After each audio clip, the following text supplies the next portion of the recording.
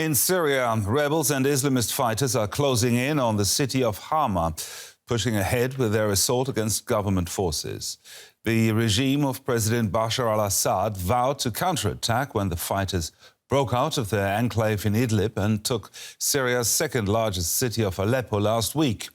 Russia is carrying out airstrikes in support of government forces. Moscow has been Assad's main supporter in the past, but with Russian forces now fighting in Ukraine, questions are mounting over the Kremlin's commitment to its Syrian ally. Scenes of despair and grief are unfolding in northwestern Syria as people try to identify the dead after Russian and Syrian airstrikes on Idlib province. Moscow has once again deployed its warplanes to help Syria's Bashar al-Assad put a stop to an offensive by rebel forces. It was Russia's military intervention in 2015 that turned the tide in Assad's favour at the height of Syria's war. Back then, massive aerial bombardments, with what critics said was little regard for civilian life, helped Assad regain lost territory.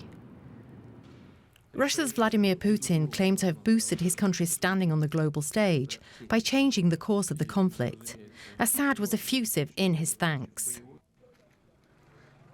But after what is being called a stunning new push by rebel forces, who quickly moved to take over Aleppo's international airport, it's unclear if Russia will be able to help Assad in the same way, and what this could mean for the wider situation.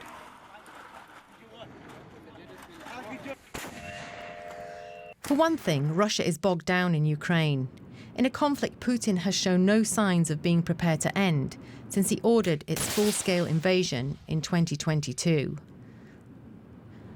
Moscow has said it continues to support Assad, but analysts say it's unlikely Russia will be able to send reinforcements or deploy additional firepower, as all of its efforts are focused on winning the war in Ukraine.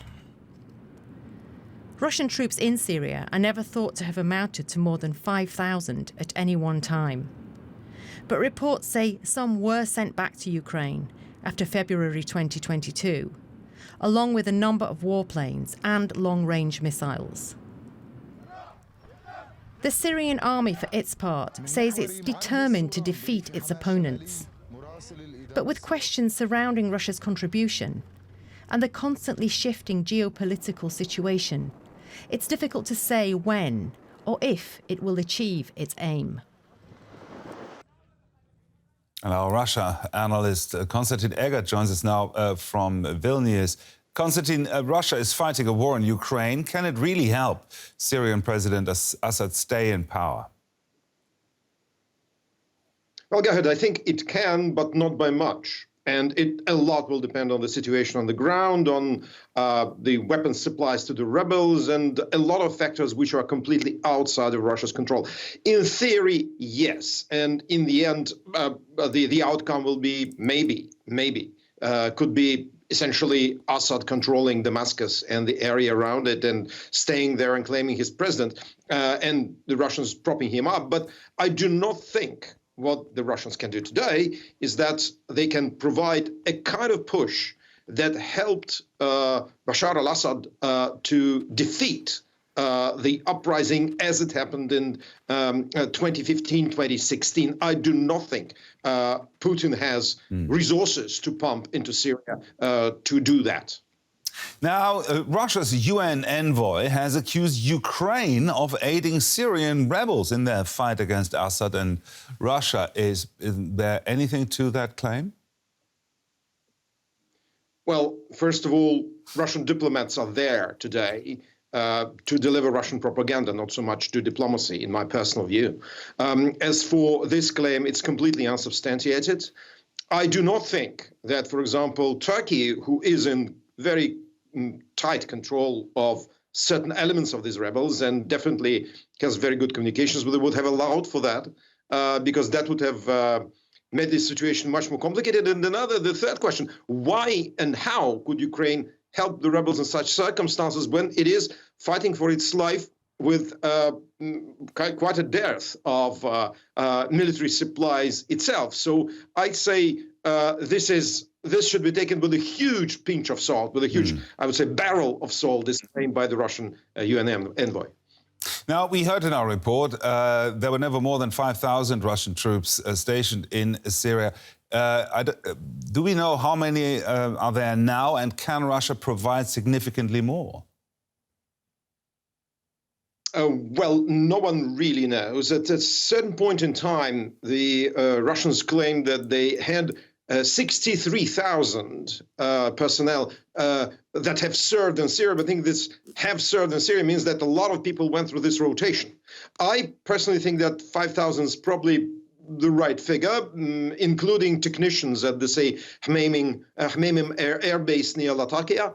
And I do not think that Putin can provide more. Basically, Russia has now a very significant task of defending its assets on the Mediterranean Sea, the naval stations at Tartus and Latakia, and Hama Air Force Base. So at the same time, Putin is fighting war in Ukraine. How could he send more troops there?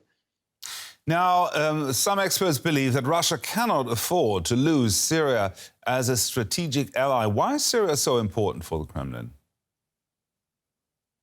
Well, actually, I think that if it comes to choosing between continuing assault on Ukraine and losing Syria, I think Putin will choose losing Syria. I have no doubt about that, because the situation there may become extremely dire for the Russian troops. And I suppose that no one's going to ask Putin. Frankly speaking, we see that the rebels don't care about him. It seems like President Erdogan in Turkey doesn't really care much about what Russia thinks about it. So yes, he can lose. That's very simple. It is quite a possibility. And Russian facilities there, which existed since 1970s and which I've seen myself when I traveled in Syria before the war, will be lost.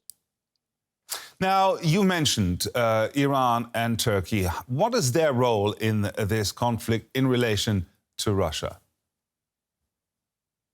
Well, Iran is the impotent ally of Assad and the Russians by extension, but it cannot do much about the situation in Syria now, because Hezbollah fighters, which were a huge reserve for Bashar al-Assad's army, have now been pretty much wiped out by Israel in Lebanon. And communications are now much more difficult between Tehran and Damascus, bearing in mind the fact, the geography and the situation on the ground. So actually, to me, Iran is the net loser so far in this situation, while Turkey seems to me a net winner, because they do have certain control and influence over the Sunni Islamist rebels that are gaining the upper hand now in Syria. And they will continue to have influence in Syria because, well, Turkish army is very strong and can enter Syria now pretty much any time. So I would say Erdogan, net plus, and the Iranian regime, net minus in these circumstances.